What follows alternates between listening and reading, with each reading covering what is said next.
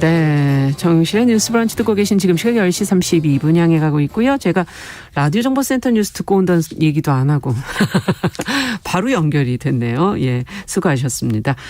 자, 이번에는 여러분들이 금요일마다 기다리시는 초대석 시간입니다. 만 18세 그러면은 이제는 투표권도 좀 주어지고 충분히 독립된 존재로 인정받는 그런 나이라는 생각이 드는데 실제적으로 그 나이를 한번 들여다보면은 아직은 좀 보호자의 보호가 좀 필요한 때가 아닌가 하는 생각도 듭니다. 정서적으로, 경제적으로 자립하기까지는 좀 시간이 걸릴 것 같기도 하고요. 특히 보육시설에서 자란 아이들은 만 18세가 되면은 보호가 종료돼서 모든 것을 혼자 해결을 해야 합니다. 씩씩하게 자신의 삶을 헤쳐가는 보호 종료 아동들이 많긴 하지만 그래도 지금같이 어려운 현실 속에서 느끼는 그런 어떤 막막함 또 현실적인 어려움 이거는 크지 않을까 하는 생각이 듭니다.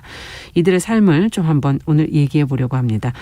사회적 기업 명랑 캠페인의 이사로 보호종료 아동을 지원하고 이들의 이야기를 웹툰으로 만들어 공감대 만들고 계신 전진 작가 오늘 자리해 주셨어요. 어서 오세요. 네, 안녕하세요. 반갑습니다. 네, 안녕하세요. 전진이라고 합니다. 네. 먼저 저희가 작가라고 지금 웹툰 작가라고 말씀을 드렸기 때문에 네네. 웹툰 얘기로 먼저 좀 시작을 해보죠. 네네. 1년 가까이 지금 연재하고 계신 웹툰, 인스타툰인가요? 네네. 인스타에 연재하고 있습니다. 인스타툰. 이 독립 만 18세. 네네. 네. 좀 소개를 해 주세요.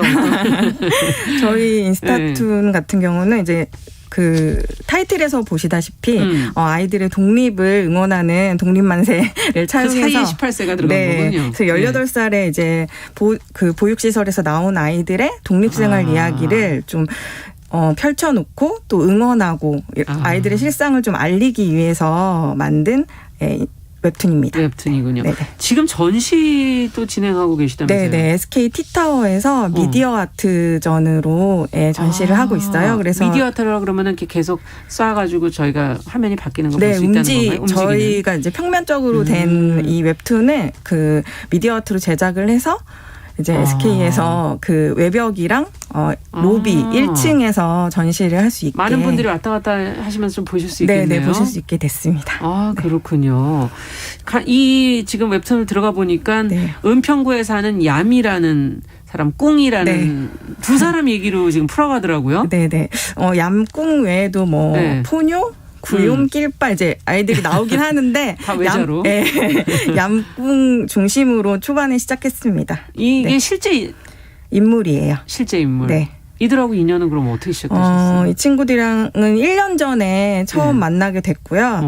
이제 그 디자인 그 기반으로 그 보호종료 청소년들을 좀 자립을 돕는 소이프라는 사회적 기업이 또 있어요. 그 사회적 기업에서 이제 소개를 시켜주셔가지고 이제 아이들 일하는 카페에서 만나게 됐어요. 처음 만남을 하게 됐어요.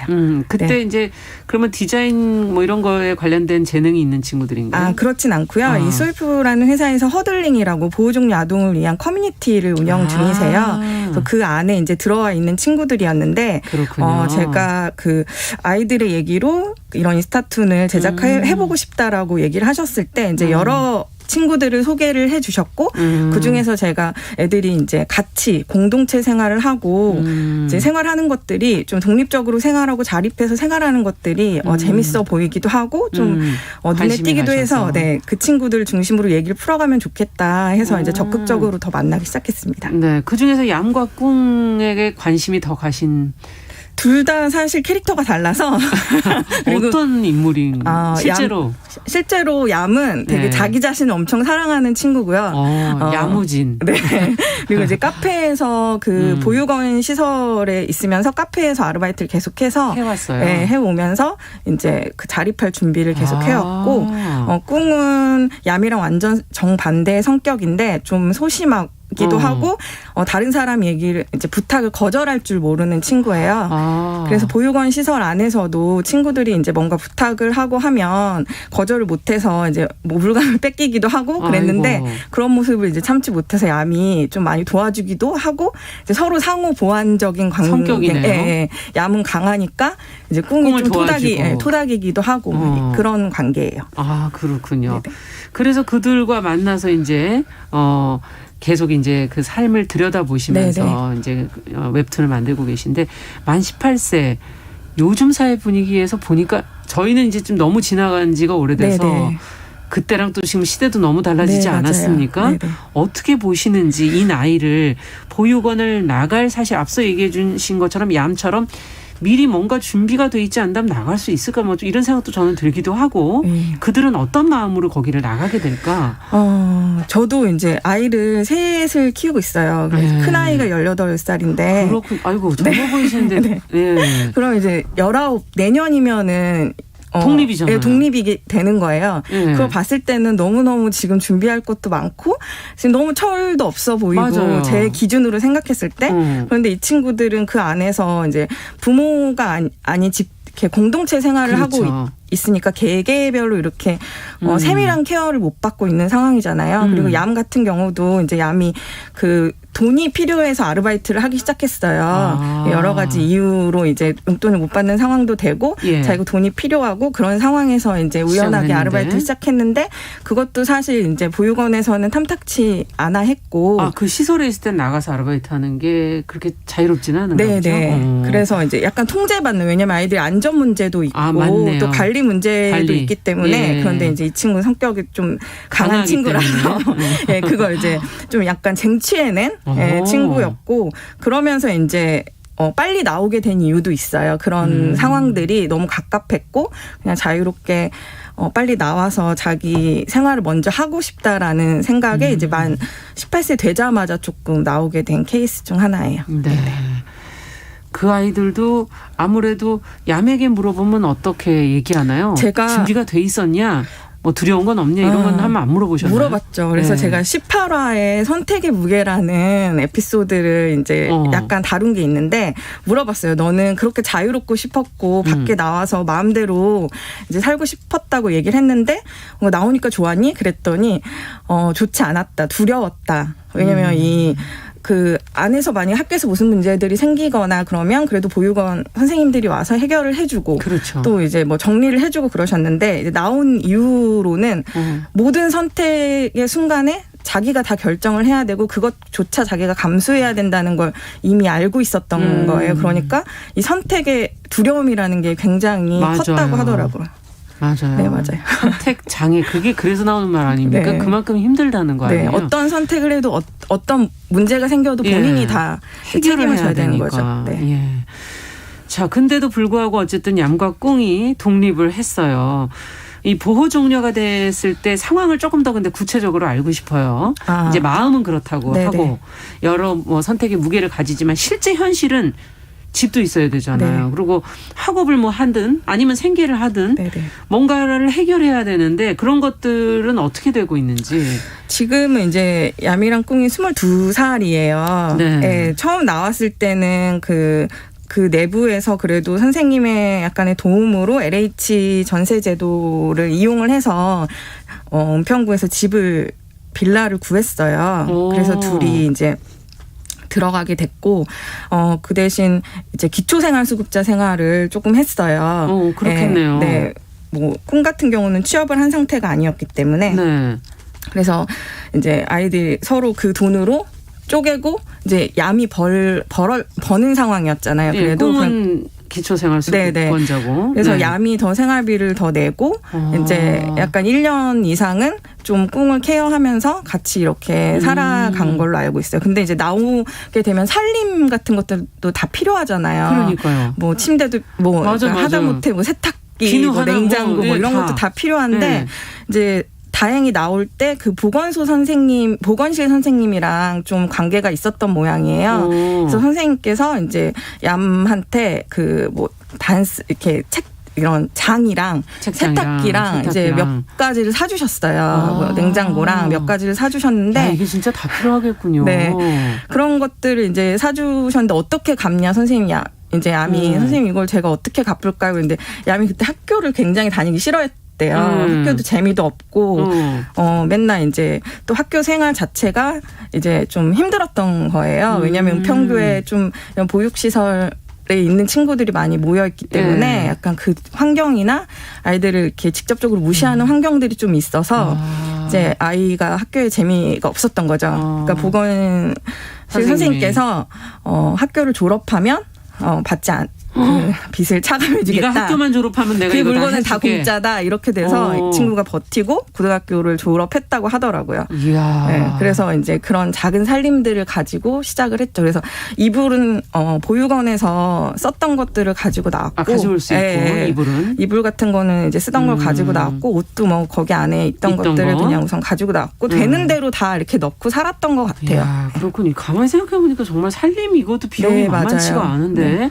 그러면은 LH 전세제도에 이 보호종료 아동들을 위한 특별한 혜택이 있는 건가요? 네, 아무래도 이제 기초생활수급자고 청년임대주택이 있고요.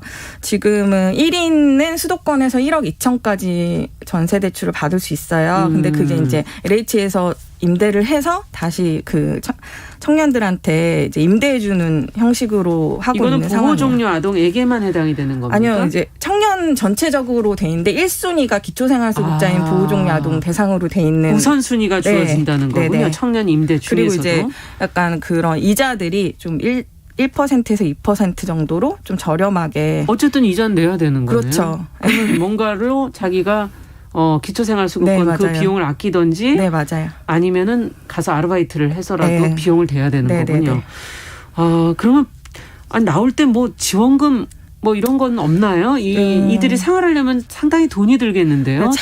자립정착금이 500만 원이 나와요. 수도권에서는. 자립정착금. 네, 수도권에서 저는 500만 원 정도 나오는 걸로 알고 있고. 네.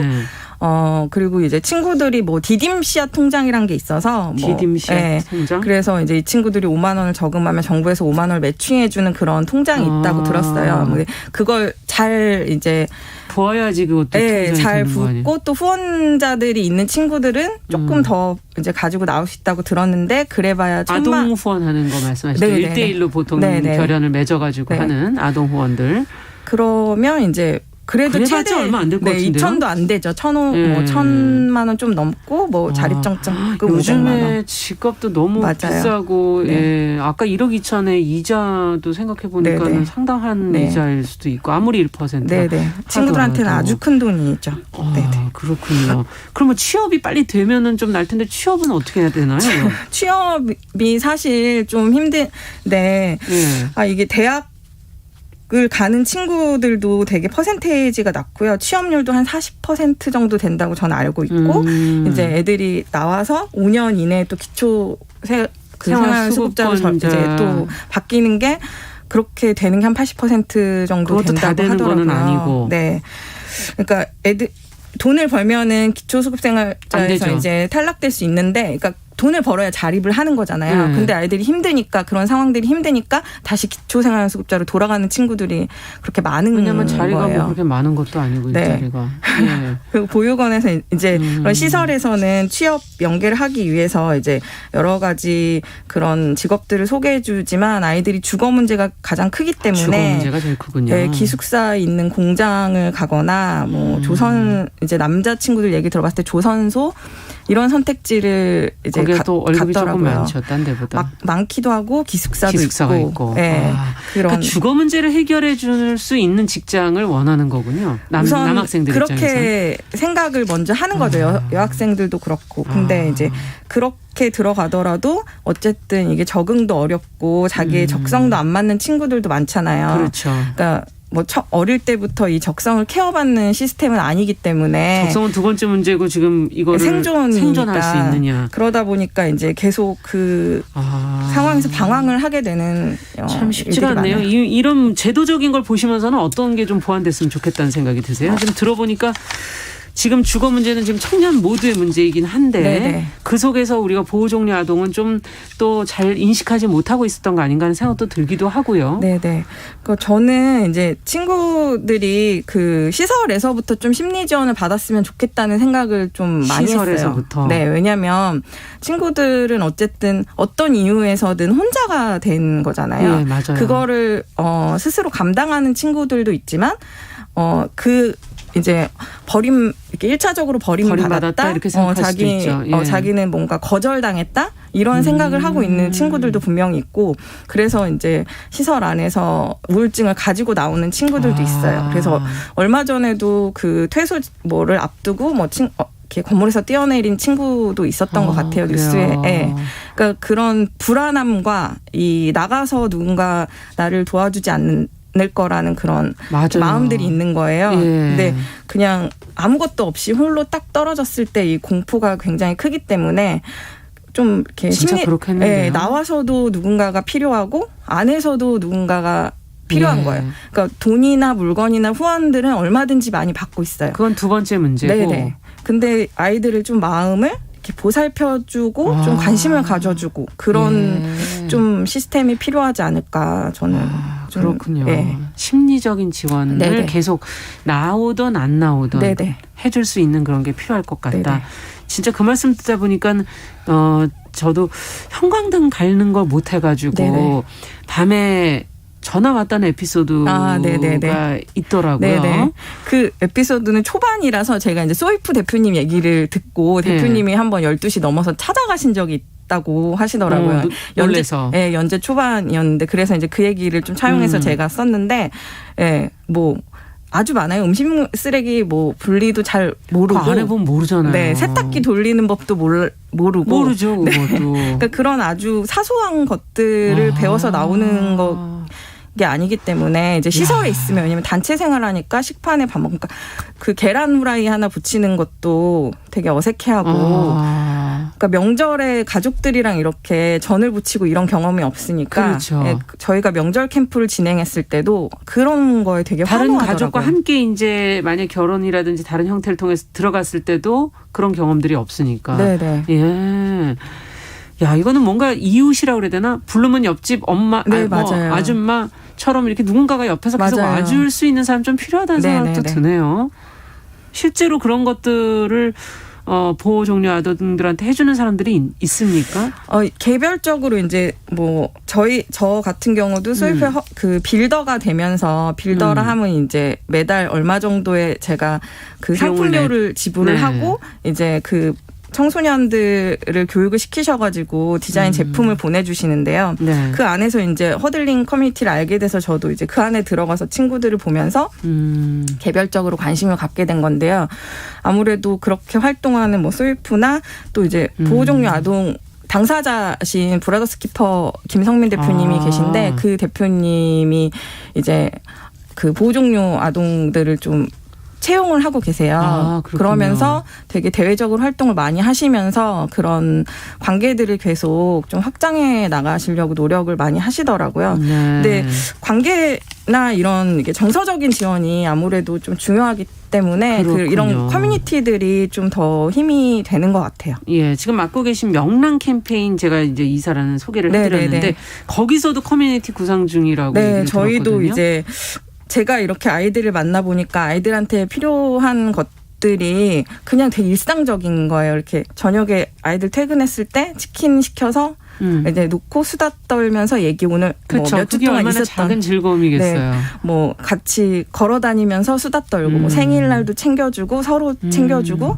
뭐 계속 안부를 물어봐주고 그런 것들이 애들한테는 되게 즐거움이 되고 저도 또한 되게 애들한테 위로받는 게 있거든요. 그래서 좀 그런 커뮤니티를 뭐 삼촌 이모들을 좀 만들어주는 커뮤니티를 삼촌 이모들 뭐 랜선 아직은 코로나 때문에 오프라인으로 만나기 너무 어려우니까 랜선 삼촌 랜선 이모 그러면 이제 좀 그런 매칭이 좀 되면 조심스러운 부분은 있긴 해요. 여러 가지 이제 문제들이 생길 수 있기 때문에 근데 저희 이제 회사 안에 있는 지인들부터 시작해서 좀 이렇게 넓혀가면서 아이들의 얘기를 들어주고 만나고 이제 서로 일상을 나누는 그런 관계를 좀 얘기해보면 만들면 어떨까. 전진 작가께서는 어떠세요? 어떤 관계입니까? 지금 보호종료 아동들하고는. 사실 이제 그 인스타툰에 나오는 친구들이 한 7명 정도 되고요. 이제 제가 하진 않았지만 이제 이렇게 만나는 친구들이 몇 명 있는데 이 얌꿍 중심으로 있는 친구들은 좀 약간 친구 같은? 네, 그래서 저희 이제 명절에 저희 집에도 초대하고 가끔 이제 주말에 집에 오게 해서 이렇게 음식을 같이 먹고 하고. 이제 놀고 집에 안 가요. 저희 집에 오면. 얼마나 좋아요. 10시간씩 안 가거든요. 친구들이랑 놀고 이러면서 좀 더 가는 그런 친구 관계 같은 것 같아요. 아직 1년 정도 이제 관계를 맺은 친구인데. 아주 깊은 게 아닙니까? 1년이면? 뭐 지금 더 알아봐야 되겠죠. 네.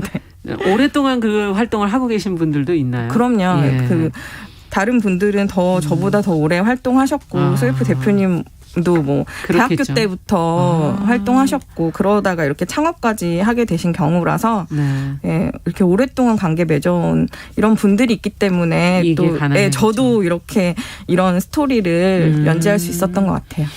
그러면 저희가 웹툰의 내용 중에서 네. 좀 다른 분들도 알고 전하고 싶은 게 있다면 하나만 에피소드를 좀 얘기를 해 주시죠. 약간 이 20화에 이제 서로를 지키는 법이 있는데 이 친구들이 원래 둘이 살다가 지금 셋이 됐어요. 셋이 됐고 이제 주변에 있는 친구 이렇게 4가지 이렇게 왔다 갔다 하면서 있는데 이제 셋이 된 이유는 한 친구가 좀 혼자 독립해서 살면서 되게 막 우울증이나 이런 어려움을 겪고 이제 뭐 좀 되게 더 갈 수 있는 상황이었는데 이 친구들이 이렇게 껴안았거든요. 근데 지금 같이 살면서 엄청 싸우고 엄청 불만이 많지만 그러니까 그것도 되게 용기라고 저는 생각해요. 그렇죠. 누구랑 그 불편함을 감수하면서. 네. 그런 얘기들 뭐 아이들이 그렇게 자기들이 자력으로 사회적 관계를 맺으면서 좀 나아가려고 하는 그런 모습들 그리고 이제 보건교사 안은영 같은 경우는 아까 그 이사할 때 도와주셨던 네. 선생님 얘기를 이제 풀면서 이 친구들 주변에 어른들이 되게 많아요. 카페 사장님도 되게 많이 도와주셨고. 대단하시네.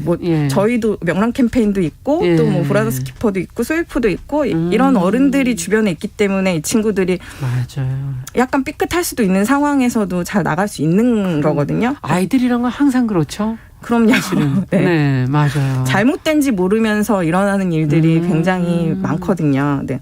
그런 에피소드를 보시면 조금 뭐 나도 좀 아이들이랑 뭔가 해보고 싶다 이런 마음이 들지 않으실까. 그러네요. 네네. 예, 지금 용기라고 얘기해 주셨는데 깊은 관계로 간다는 건 그만큼 불편하고 힘든 부분을 서로 감내하면서 그쵸. 가는 거기 때문에 예, 용기가 정말 필요한 부분인데 네네.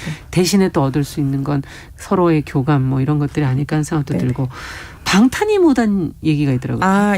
이것도 이제 약간 스웨프 지원을 해주시는 방탄이모단이 계신데 실제예요? 네. 그래서 1년에 한 번씩 한 1인당 거의 30만 원 이상의 상당의 물품들을 그리고 그냥 일방적으로 물건을 사서 주시는 게 아니라 친구들이 필요한 거를 어디에 넣게 장바구니에 넣게 하셔가지고 그걸 이렇게 보내주시거든요. 이야.